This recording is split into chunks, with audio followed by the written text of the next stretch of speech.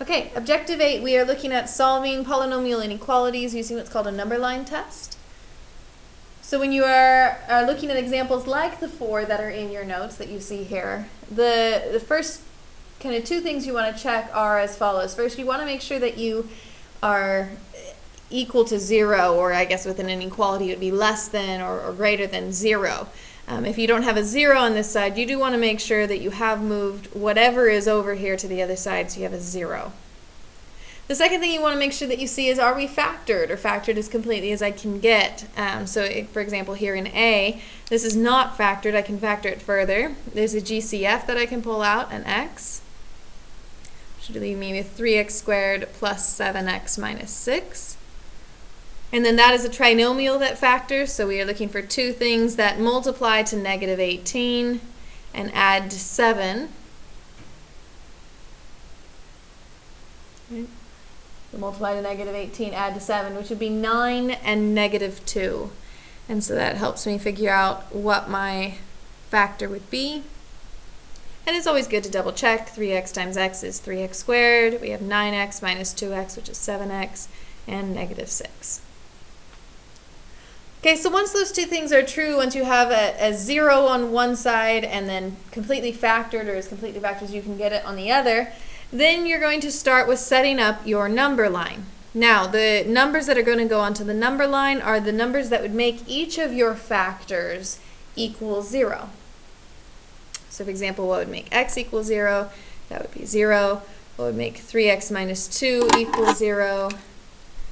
So actually, I'm going to move that 0 to the middle here. What would make 3x minus 2 equal 0? That would be 2/3. And what would make x plus 3 equal 0? That would be negative 3. And so I'm going to put my 3 values there. Okay?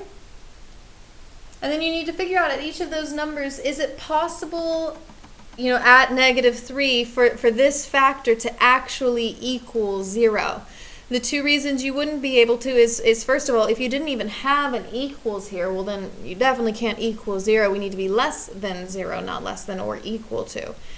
So if you ever don't see an equals, that's a sign that you can't equal. But the other reason you wouldn't be able to equal is if the factor that you are considering, if this x plus 3, was down in the denominator of your function.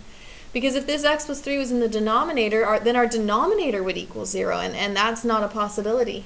So those would be the two instances that you'd be looking for. If either of those were to be true, you'd put little holes on whatever 0 it is you're considering. In this case, all 3 of my factors are in the numerator. I do have an equals, and so all 3 of my factors are going to be dots, because all 3 of my zeros can actually occur in this particular polynomial. Okay? Next, you're going to be testing, and you're testing your intervals. So we have here a region from negative infinity to negative 3. And so if you look on that region from negative infinity to negative 3, you can pick any number you want, and you're going to plug it into your function to see, when I plug that number in, whichever one I've picked, do I get a positive or a negative value? And in this case, because we want to be less than 0, we're hoping for negatives. Okay, so say I picked in this region negative 5. Negative 5 would be between negative infinity and negative 3. If I took that negative 5 and I plug it in, you can plug it in wherever you want, but I usually plug it in the factored form. If I plug in negative 5, I get a negative times a negative times a negative, which 3 negatives multiplied together are negative. And so this region generates a negative value. And again, it doesn't matter what you pick. I could pick negative 10 if I wanted to. I'd still have a negative times a negative times a negative. Okay, then you're going to pick a number between negative 3 and 0, say negative 1. Or again, doesn't matter, but say negative 1. If I plug that in, I get a negative times a negative times a positive when I plug negative 1 in. Negative times a negative is a positive times a positive is still positive. So I'm not really liking that region right now because I want to be less than 0 for this particular inequality. Okay, between 0 and 2/3, say 1/3. If I plug 1/3 in, we have a positive, a negative, and a positive. Positive times a negative is a negative. And then right of 2/3, anything between 2/3 and infinity, say 3. Again, doesn't matter. So if I plug in 3, we get a positive times a positive times a positive, which is positive. And so I have 2 negative regions here. 2 ones that are less than or equal to 0. And so those 2 regions are negative infinity to negative 3 and 0 to 2/3. Okay, so let's go ahead and take a look at B together. And then my recommendation in C and D are going to be that you try those on your own, and I'll explain that a little bit more when we get there. But let's go ahead and walk through B. Okay, so we want to make sure we have a 0 on one side. Perfect. And that we are factored. Done. Okay, so let's go ahead and set up our number line here. We have 3 as one of my zeros, 4 as one of my zeros, 5 as one of my zeros, and 6 as one of my zeros. Okay, for each factor. And then you're looking at, well, can they equal? Because if so, I'm going to put a dot. If they can't, then I'm going to put a whole. And again, the 2 reasons you wouldn't be able to equal is 1, if you didn't even have an equals, well, then nothing would be able to equal if I didn't have an equals. But I've got an equals, so I know I'm able to theoretically equal 0. The other reason would be if your denominator was going to be the thing that equaled 0. And in this case, we do have 2 factors down here in the denominator. And so 5, which came from this factor, and 6, which came from this factor, they cannot equal 0 because my denominator can't equal 0. So those are going to be wholes. 3 and 4 in the numerator, so those I'm good to go with. Those can actually be points. Okay, and so then testing between negative infinity and 3, say 0. If I plug in 0, I have a negative times a negative divided by a negative times a negative, which is a positive divided by a positive, and so that region is positive. Between 3 and 4 would be like 3.5, and so when I plug in 3.5, we have a positive times a negative divided by a negative times a negative, which would be a negative divided by a positive, or negative. If I plug in 4.5, we have a positive times a positive over a negative times a negative, so that's positive. Plugging in 5.5, we have a positive times a positive divided by a positive times a negative, so that'd be negative. And right of 6 would be, say, 7, positive times a positive divided by positive times a positive, so that region is positive. And for this inequality, I do want to be less than or equal to 0, so I'm liking my negative regions here, from 3 to 4 and 5 to 6. Okay, 3 to 4, we have brackets because those can equal 0.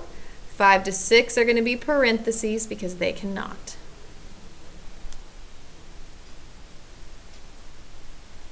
Okay, C and D, my recommendation is that you pause the video, give it a shot on your own, restart it when either you are stuck or ready to hear the answer. That way you're getting that gauge, am I actually understanding what I'm doing or not? Okay, so if you're going to pause the video, go ahead and do so now because I'm going to start explaining C. Okay, we want to equal 0, or I should say we want to be set opposite to 0. Check. We want to be factored.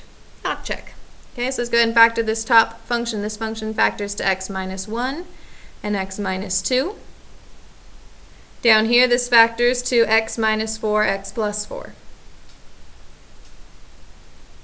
Okay, so number line, we've got 1,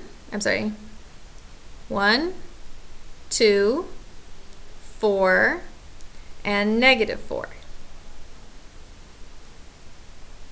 Okay, can they equal 0? Well, in this case, we don't even have an equals.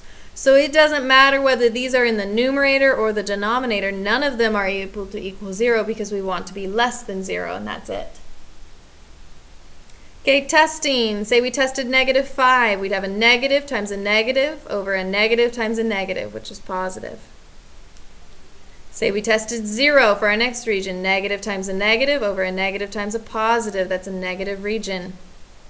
1 to 2. Say 1.5. Positive times a negative over a negative times a positive, which is positive. Testing 3. We'd have positive times positive over negative times positive, which is negative. And plugging in 5, we have positive times positive over positive times positive, which is positive. And so in this case, I want to be less than 0. I'm wanting to be negative, and so I'm identifying my negative regions. -4 to 1 and 2 to 4. Okay, one more time. Go ahead and pause the video if you're going to go do so, because I'm going to go ahead and explain D. Okay, we do have a GCF that I can pull out here. It's 3x. We'd be left with x cubed plus 2x squared minus 4x minus 8. And then factoring by grouping, okay, in this initial one, we have an x squared that I can pull out, leaving me with x plus 2. I have a -4 I can pull out, leaving me with x plus 2.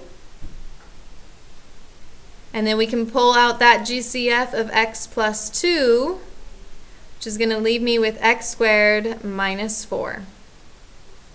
That is a difference of 2 squareds, so we have x plus 2, and this is going to be x plus 2, so go ahead and square that, and x minus 2.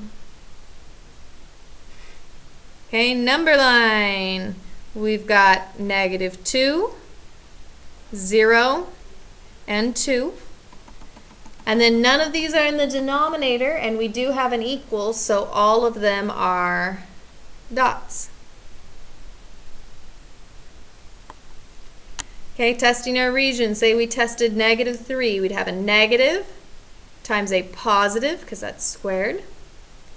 Negative times a positive times a negative is positive. Testing -1, we'd have a negative times a positive times a negative, which is again positive. Testing 1, we'd have positive times negative, which is a negative.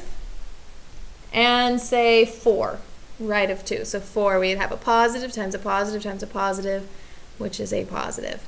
In this one, we want to be greater than 0, so I'm liking my positive regions. So I'm going this way, this one, and this one. And so your regions, okay, are going everywhere from -infinity to 0. And we are allowed to skip over -2 in this case because -2 is a point, right? So it's included. If this was a whole, you would have to cut your interval from -infinity to -2 and then pick it back up again from -2 to 0. But because there's a coordinate point there, we are allowed to go all the way to 0. And then over here we have 2 to infinity. Okay? And so that's objective 8.